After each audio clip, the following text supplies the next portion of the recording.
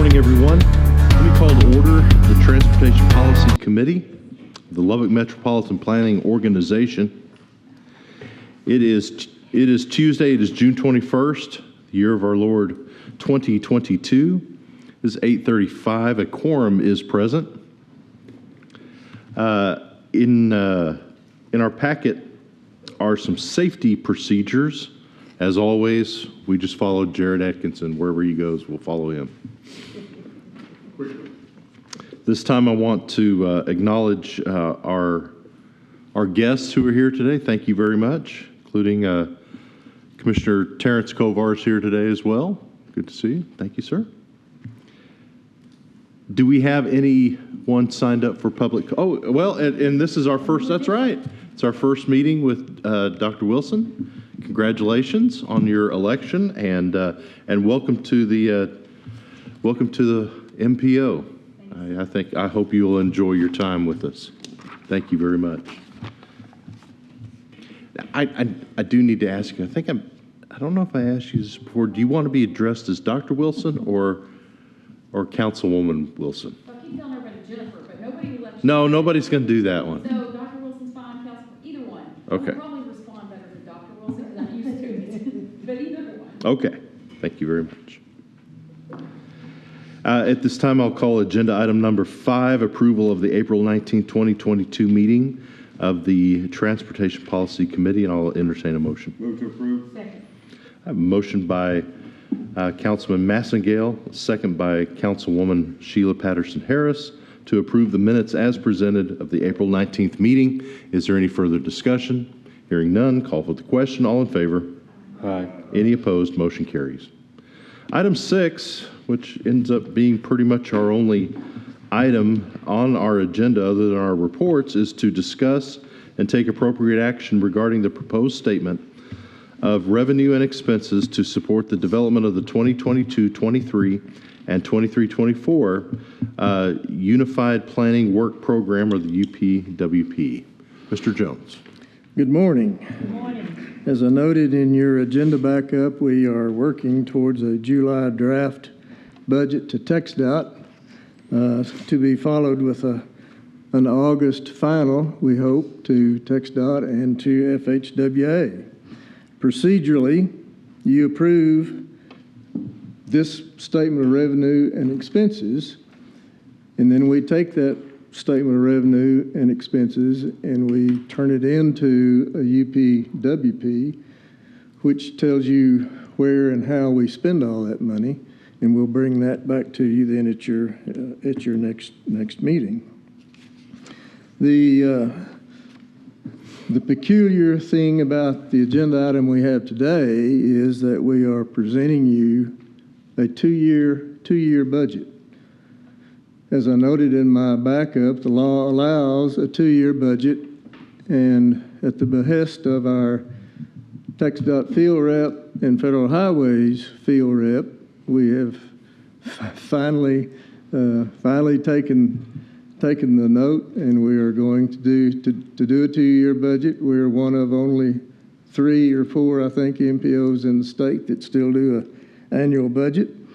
But anyway, and I've given you in your backup some reasons why the 2-year, the feds like the 2-year budget. And it's a matter of appropriations and obligations. But quickly, some highlights for the 23 budget. If you look, I think your budgets are on 15 and 16, pages 15 and 16. If you look at line item 8002 for the year 23, full-time payroll, you see an increase there. That is technically a 3% increase over what we are currently earning now. If you remember last year, the city authorized an additional percentage over a 3% that we normally look at, so we actually have a little on top of that cap. So, but this in your budget today is a 3% on top of what we are earning right now. And for Dr. Wilson's benefit, If you approve this budget today, that does not mean that we get a 3% increase in our salary. If the city of Lubbock, we have an agreement with the city of Lubbock for the city to perform as our fiscal agent. If the city authorizes any kind of increase, then we'll follow suit. But we're so early in our budget process compared to everybody else, we choose to go ahead and put that in there. If the city council approves some increase, then we're prepared. If they don't, then we don't spend it, drops to the bottom line. We carry it over the following year. So 8,002 is a 3% increase. 8,006, terminal pay. It caught my attention a few years back that we were derelict in our attention to terminal pay. And so every year since, we've been adding a little to that and trying to build that up to be able to address somebody's retirement or termination in one form or another. So we're just adding $1,000 like we have done in the past. 8031 and 8033, those accounts run off of formulas, and it's all based on payroll, just like the city budget is. 8034, group insurance. At this early date, our fiscal agent is not able to tell us or give us any kind of indication of what insurance is going to do. So quite frankly, that's just a feel-good. It's a 5% increase. If the rates go up, we'll have a little extra money in there. If they don't, again, we won't spend it. It drops to the bottom line. So we're showing overall a 14% increase in payroll benefits. Jump down to supplies, you see no change in supplies. Jump down to other charges, 8302 is our legal contract with the $20,000 cap on it, and my salary increase at 3%. Again, it works just like the others. If the city doesn't authorize anything, we won't spend it, and it drops to the bottom. 8309 data processing, we increased that 3%. We don't know what the city's going to do in that regard, and so more than likely it will increase as it has done most every year previously. So we put 3% increase there just to be able to respond. 8701 office rent is by schedule. It's a 2% increase per annum. 9111 training and travel, we increased that $5,000 because we have an additional FTE this year, and as you probably experience in your work, people are starting now to meet back in person again, so we're getting back on the road. Mr. Jones? Yes, sir. On mine, it didn't show up as an increase. It showed up as the same amount that you had for last fiscal year. On 911, page 16? 910, I'm sorry.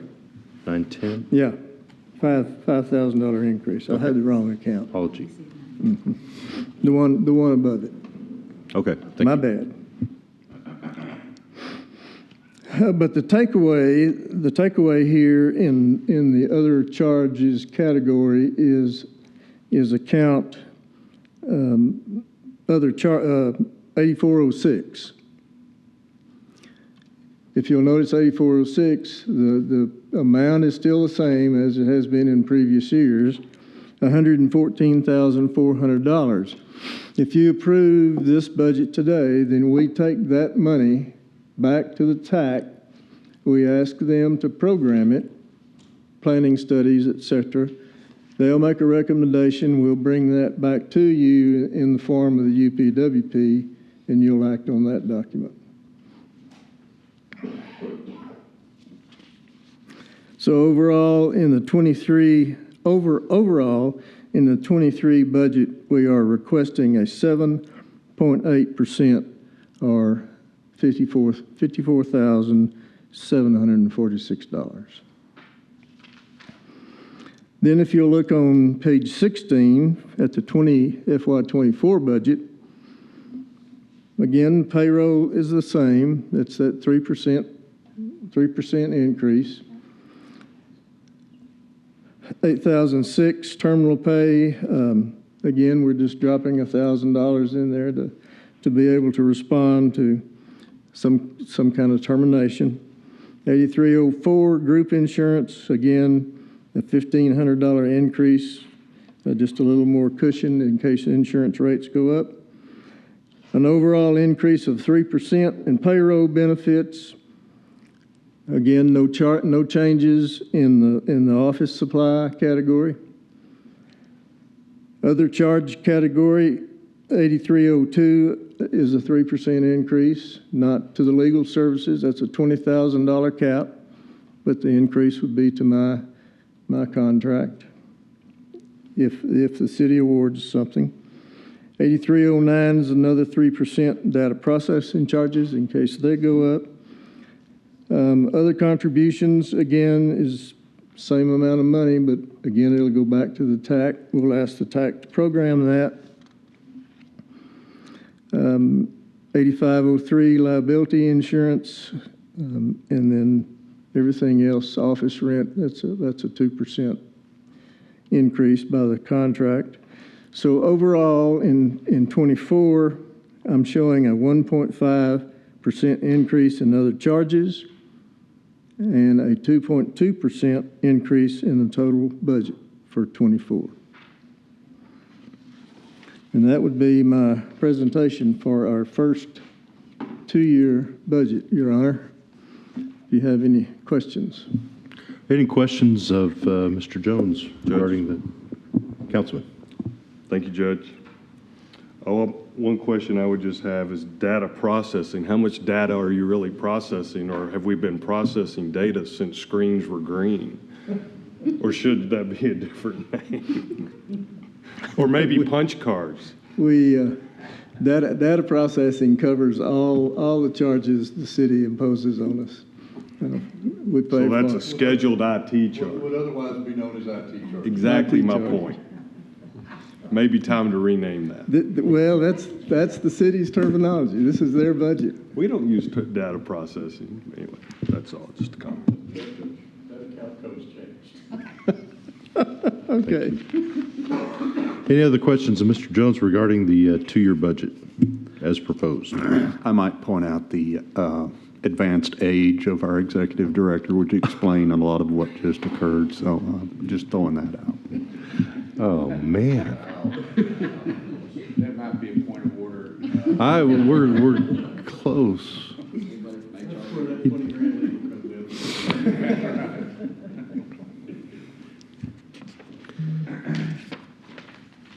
All right, committee members, you've had an opportunity to review the two-year budget as presented by Mr. Jones. Do I have a motion? Second. I have a motion by Mr. Atkinson, second by Mr. Mandrell, to approve the proposed statement of revenue and expenses in support of the 2022-23 and 2023 and 24 UPWP. Is there any further discussion? Hearing none, call for the question. All in favor? Aye. Any opposed? Motion carries. Thank you. Item 7 is our reports. Mr. Jones? Thank you. We'll do this quickly. Maybe we'll have a record meeting this morning. On page 18, you have a link to an airport survey. And since the airport is one of our modal partners, I thought it might be appropriate to let you know what they are doing. Kelly called me, in fact, yesterday when she saw this in the agenda and said that the survey is closed. But nevertheless, they did a survey and they got 1,800 or more than 1,800 responses back on that survey, ideas for the concessions. And she didn't go into detail, but anyway, that's for your reading pleasure. On page 19 is a report on what the author calls the most prolific oil and gas basin in the country, and he projects that the Permian Basin is not just supposed to outproduce all other oil basins in the U.S., but also outproduce all other countries except for Saudi Arabia and Russia in the next few years. So if you've driven in that territory lately and encountered all the oil field vehicles, you can just imagine what it's going to be in a couple of years from now. Then on page 21 is an article about the Lubbock City Council considering a second citizens committee to study the proposition of a second bond election, which I think they've already made those appointments.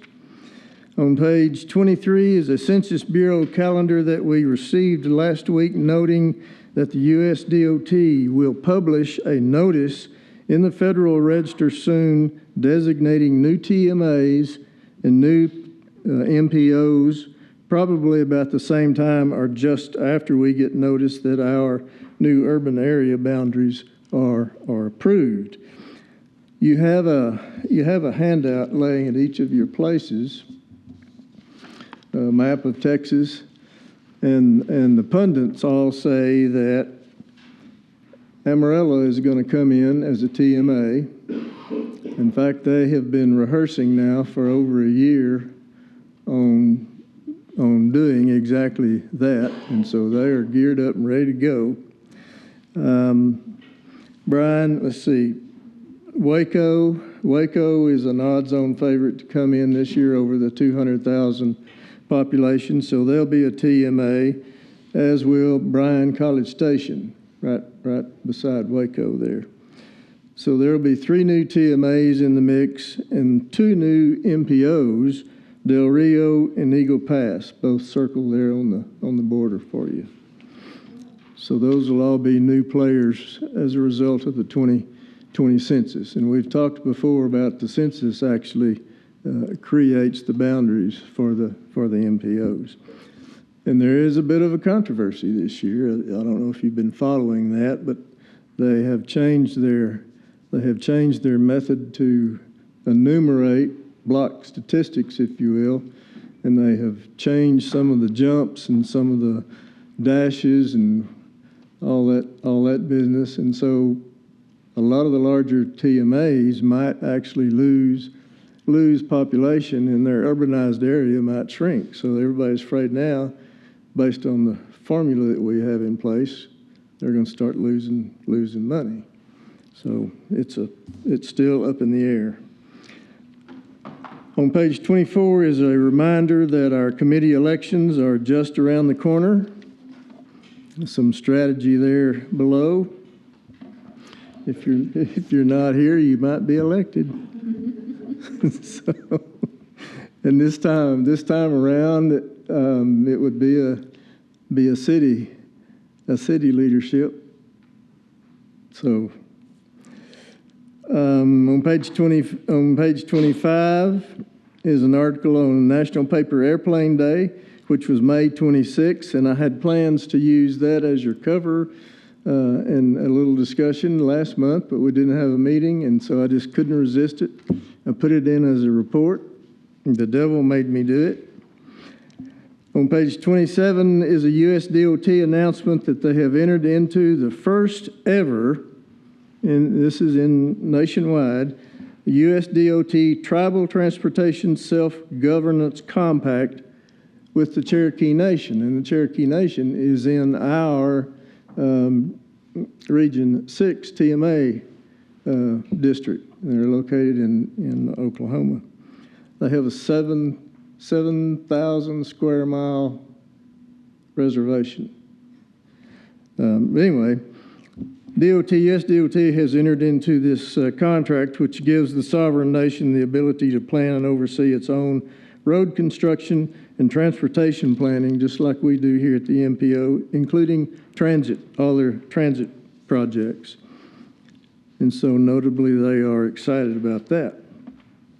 On page 29 is Homeland Security's travel advisory, which indicates a heightened alert as you travel this summer, particularly if you ride trains and if you go to larger cities or more congested cities, you will have an opportunity to ride trains that we don't have here. Buses, transit, and airports. The takeaway is be mindful of your environment, know where you are. If you see something, say something, and be safe. On page 32, TxDOT is soliciting your comments on the Texas Electric Vehicle Plan, which is required by the new bill of all DOTs across the country. I had a reporter from the Avalanche Journal last week just call me in a panic, wanting a story, wanting an interview about all the money Lubbock was getting to install 7 or 8 electric charging stations. And I said, well, wait a minute, cowboy. Not a soul from USDOT or TxDOT has talked to me or anybody else. And I checked with Kylan, and they hadn't talked to the district either. So they were just they got their cart before their horse. But it is coming. There's $5 billion in the bill to spread 500,000 electric vehicle charging stations across the U.S. on interstates, basically. And so the map that the guy at the AJ got a hold of was somebody in Austin's idea of where along the interstate we could do that. Who's going to do it? Nobody knows. Whose right-of-ways it's going to be on? Nobody knows. Who's going to let the projects? Nobody knows. So we'll figure all that out as we go along. On page 34 is a link to the Porch to Plains annual meeting, which is September the 14th through the 16th in Big Spring. And lastly, on page 36 is our monthly financial report through April, or the 58th percentile. And we're showing we are nearly 72% collected on our revenue, and 37 overall spent overall on our expenses. So, Mr. Chairman, that'd be my report, unless you have questions. Thank you, Mr. Jones. Is there any questions on the reports? Hey, Mr. Warren, they went fairly quickly and informative. You would agree? Oh, yeah, I'll go with that. All right. Thank you, Mr. Jones. Is there any other business to the Transportation Policy Committee? Hearing none, entertain a motion to adjourn. We have a motion to adjourn and a second. We are adjourned. It is 8:58. Thank you all for your attendance. I That's appreciate usually it. the only motion you'll hear me.